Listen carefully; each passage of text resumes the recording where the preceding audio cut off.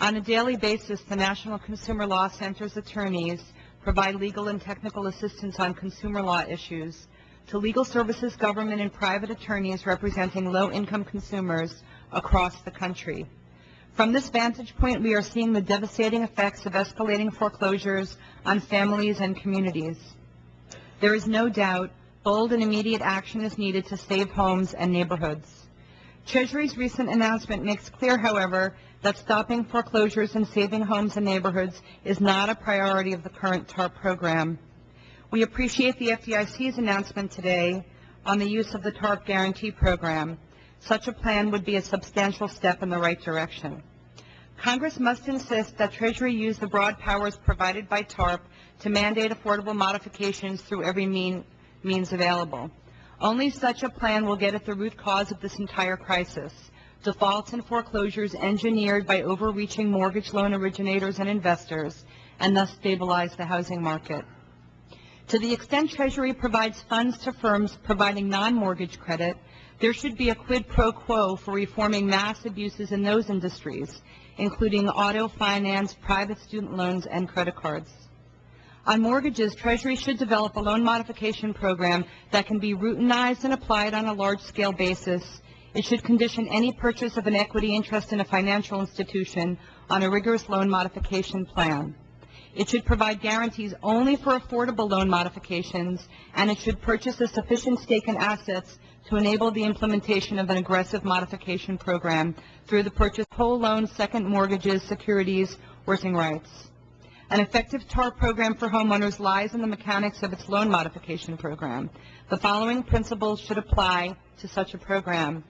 1. A mechanized program of affordable and sustainable modifications is essential to process the many homeowners facing foreclosure. 2. The affordability analysis in any loan modification program must be both objective and have a safety valve for homeowners in special situations. 3. Loan modification should include principal reductions to 95% LTV, so borrowers are invested in long-term homeownership and so they can refinance to make needed repairs, obtain a reverse mortgage, or relocate. 4. Second liens should be bought out at a nominal price. Without addressing second liens, a program can go nowhere.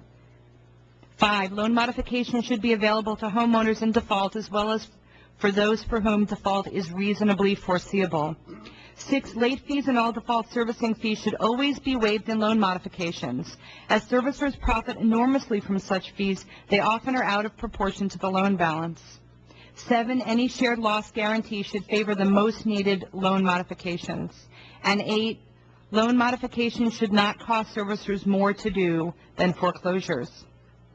In addition, Congress should pass legislation to allow loan modifications through bankruptcy, reform the servicing industry by requiring loss mitigation prior to any foreclosure, and remove tax consequences for loan modifications. Why do we need these measures? While the servicing industry stands at the center of the foreclosure crisis and thus is in the best position to turn the situation around, the basic structure of the servicing business requires us to recognize we cannot leave it to this industry to lead the way out of the foreclosure nightmare.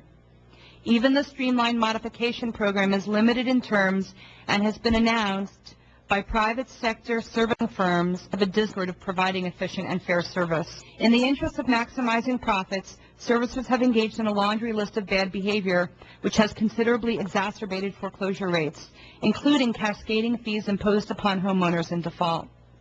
Servicers profit from levying fees and keeping borrowers in the sweatbox of default, contrary to the interests of homeowners and investors. While clarifying a servicer's duty to the entire investor pool and allowing for clear decision-making capacity by servicers will help, more substantial intervention will be needed to rescue homeowners from a broken system that works against their interests. Thank you for the opportunity to